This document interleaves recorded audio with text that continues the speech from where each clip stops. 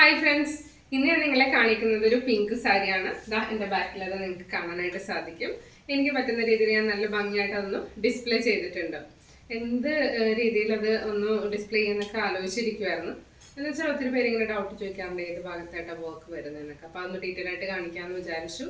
അപ്പോൾ ഞാനതൊരു ഹാങ്ങറിൽ ഹാങ് ചെയ്തിട്ടുണ്ട്. ഇതാണ് പിങ്ക് കളർ സാരി. നല്ല ഭംഗിയുള്ള ലൈറ്റ് പിങ്ക് ആണ് കേട്ടോ. ഈ ഡിസൈൻ ഞാൻ നേരത്തെ ഒരു യെല്ലോ സാരിയിൽ ചെയ്തിട്ടുണ്ടായിരുന്നു. സെയിം കളർ കോമ്പിനേഷൻ ആണ് യെല്ലോയിലും ചെയ്തത്.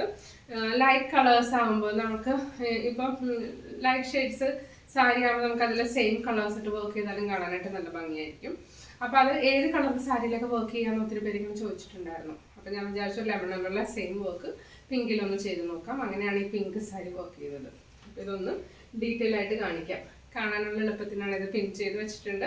അപ്പോൾ ഒന്നുകൂടി ക്ലോസപ്പ് ആയിട്ട് ഈ പിക്ചേഴ്സ് ഒക്കെ നിങ്ങളൊന്ന് കാണിക്കാം. കണ്ടോ, ഓൾമോസ്റ്റ് എല്ലാ വർക്കും ഇതിൽ കാണാനായിട്ട് സാധിക്കുന്നുണ്ട്. ഇത് കണ്ടോ, ഇത് നമ്മൾ സാരി ഉടുക്കുന്ന സമയത്ത് ഈ ഒരു പോർഷൻ വരുന്നത് പല്ലുവിൻ്റെ പാർട്ടാണ്.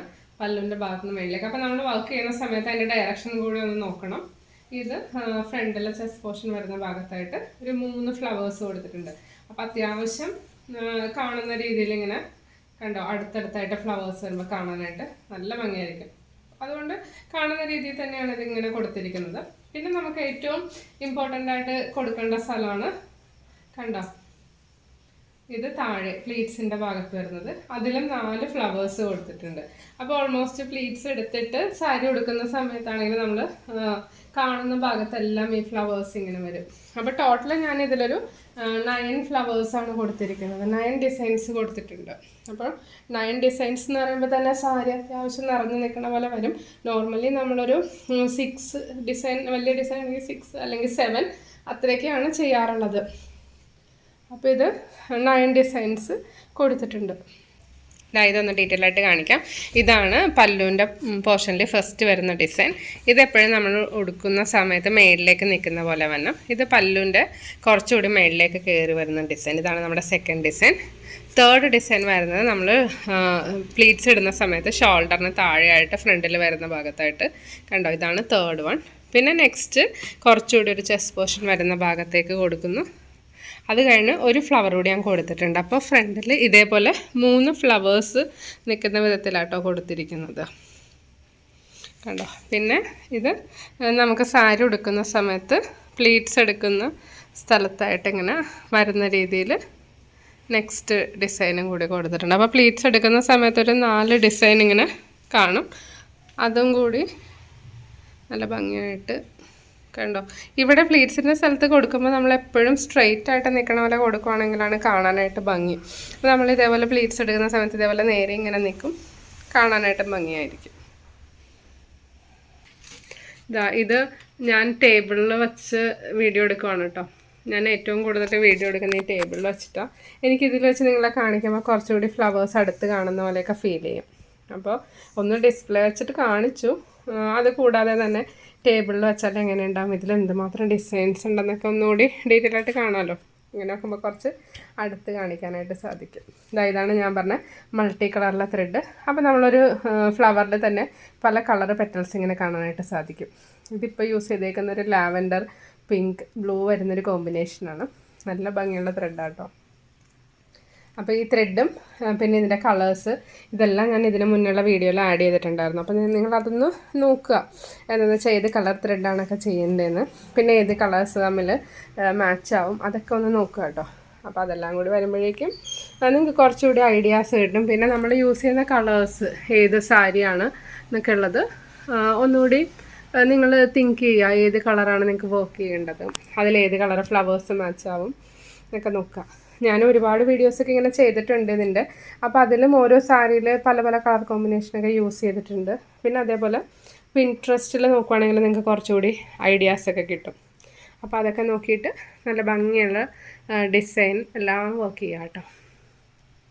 കണ്ടോ, അപ്പോൾ ഇതൊക്കെ ഡീറ്റെയിൽ ആയിട്ട് കണ്ടപ്പോൾ ഇഷ്ടമായി എന്ന് വിചാരിക്കുന്നു.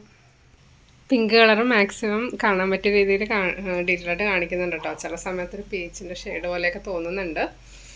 ആക്ച്വലി ഇത് നല്ല കറക്റ്റായിട്ടുള്ള ബേബി പിങ്ക് ആണ് കേട്ടോ. ലീവ്സിന് ഷെയ്ഡൊന്നും യൂസ് ചെയ്തിട്ടില്ല. എന്ന് വെച്ചാൽ ആകെ ഒരു 5 ലീവ്സാണ് വരുന്നത്. അപ്പോൾ ഷെയ്ഡൊക്കെ യൂസ് ചെയ്ത് വരുമ്പം നമുക്ക് ഒത്തിരി ടൈമും എടുക്കും. പിന്നെ ഒരുപാട് ലീവ്സ് ഉണ്ടെങ്കിലാണ് ഷെയ്ഡ് യൂസ് ചെയ്ത ഭംഗി വരുന്നത്. പിന്നെ ഫ്ലവർ ഓൾമോസ്റ്റ് ഷെയ്ഡ് ആയതുകൊണ്ട് ലീവ്സിന് ഷെയ്ഡിൻ്റെ ആവശ്യമില്ല.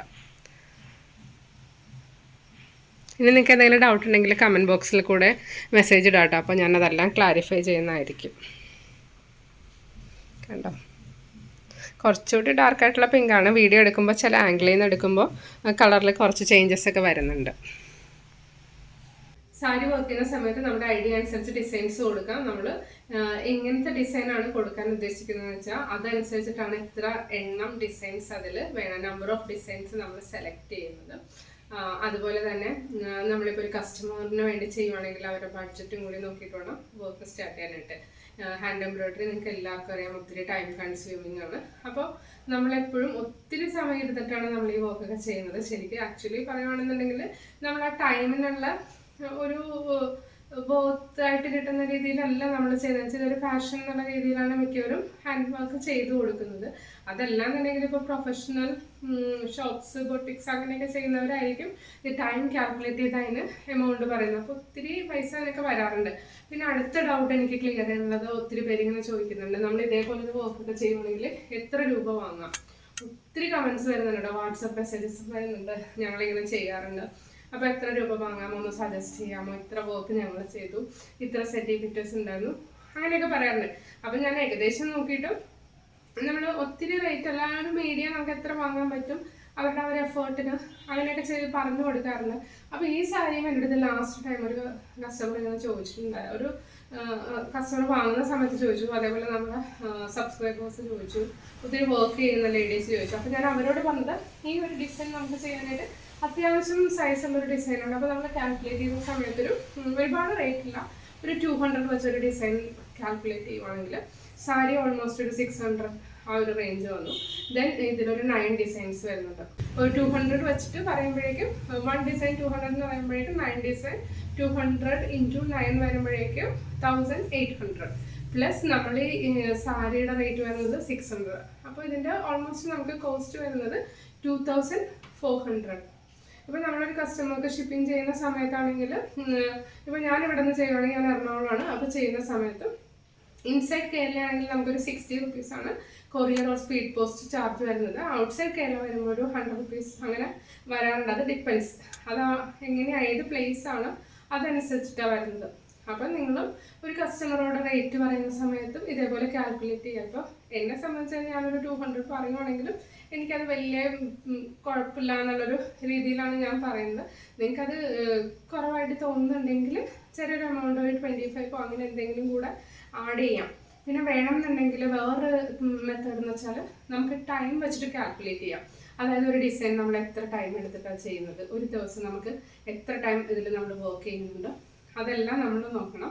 പിന്നെ ഒരു കാര്യം പ്രത്യേകം പറയാനുള്ളത്, ഇത് കണ്ണിന് ഒത്തിരി സ്ട്രെയിനുള്ള വർക്കാണ്. അപ്പോൾ നമ്മൾ നോർമൽ ജോലി പോലെ ഇത് നമ്മൾ 6 ഡേയ്സ് വർക്ക് ചെയ്തു, ഒരു ദിവസം ഇത്ര രൂപ വെച്ച് അങ്ങനെയൊന്നും പറയാൻ പറ്റില്ല.